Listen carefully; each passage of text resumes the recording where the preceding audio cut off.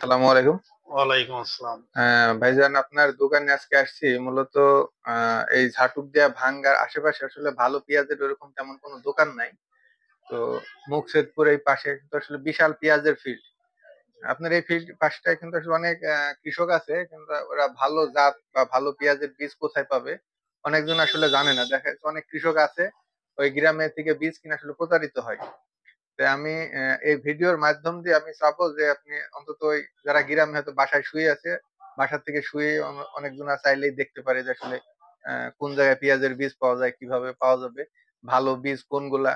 তো এটা নিয়ে একটু বলবেন, সাথে একটু দামটা বলবেন। প্রথমত আমরা হচ্ছে আপনার এই ঠিকানাটা একটু যদি বলতেন। আসসালামু আলাইকুম। আমার শিকদার কৃষি বীজ ভান্ডার, প্রোপাইটার মোখলেসুর রহমান শিকদার, ঝাটুরদিয়া বাজার, একটু নগরকান্দা, জোরে বলেন। ফরিদপুর। আমি সবই ব্র্যান্ডের বীজ বিক্রি করি, ভালো ভালো কোম্পানির। আমার এই জায়গা আছে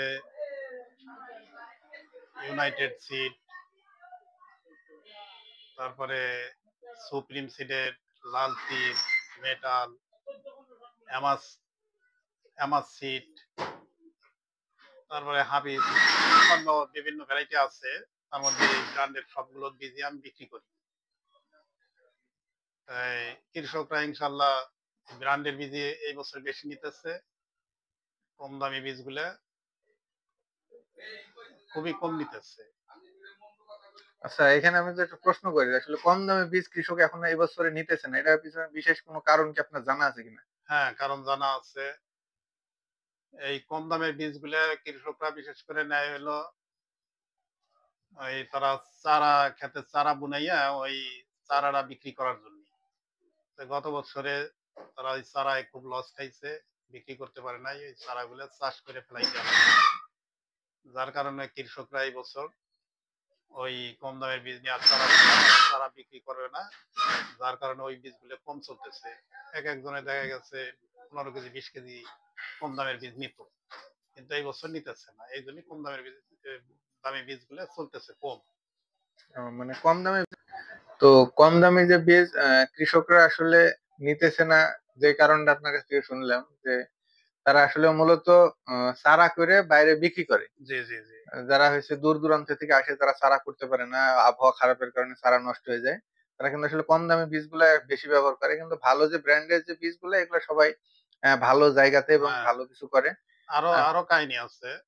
সেটা হলো যে কৃষকরা বুঝতে পারছে যে তাদের জমির সমস্ত খরচ একই থাকবে, শুধু পেঁয়াজের বীজটা একটু কম দামে চালানোর কারণে ফলনটা অর্ধেক আসে। আর ভালো বীজ করলে এটা ফলন ডাবল এসে যায়। এই জন্য হলো এই বছরে সব ব্র্যান্ডের বীজ কৃষকরা এই আবাদ করতেছে। তো ব্র্যান্ডের যে বীজগুলো আপনি সাধারণত বিক্রি করেন বা কৃষক যেগুলো কিনে আর কি, এখন আপাতত বুঝে গেছে যে আসলে এগুলো ব্র্যান্ড, তো সেই রকম বীজগুলো একটু দেখাবেন, সাথে আপনি দামটা যদি বলে দিতেন। অবশ্যই। আছে অ্যামাস্টেন। অ্যামাস্টেনটা 13,300 টাকা। অ্যামাস কিং, এটার দাম আসতেছে 8,300 টাকা। যে সুপ্রিমের সুলতান সুপার 13,000 টাকা। ইউনাইটেডের ইউনাইটেড সিডের প্রসেস 80, এটা 16,000 টাকা। হাইব্রিড রঙিলা 7 ইউনাইটেড সিডের, এটা 22,500 টাকা। লালতির কিং 15,000 টাকা। এই সুপ্রিমের হাইব্রিড 999, এটাও 22,500 টাকা বিক্রি করতেছি। আচ্ছা, যদি ফলনটা কোনো পার্থক্য কেমন কি আপনার কি ধারণা যদি একটু দিতেন মানুষকে। ফলন, এগুলো ফলন প্রায় সেম আসে, তো এই হাইব্রিডটা একটু ফলন বেশি এসে যাবে।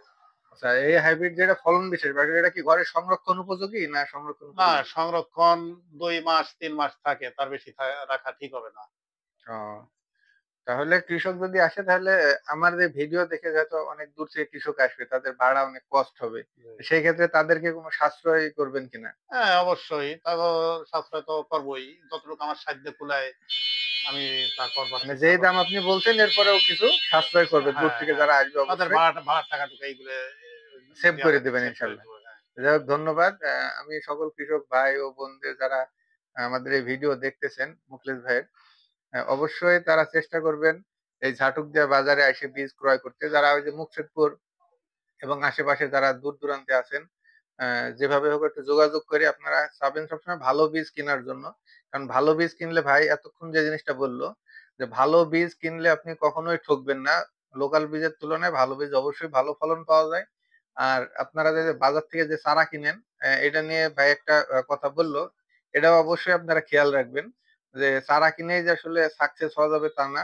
আবার চারা যে বিক্রি করবে না, যারা আসলে চারা করে তাদেরকে আসলে ঠকানো যাবে না।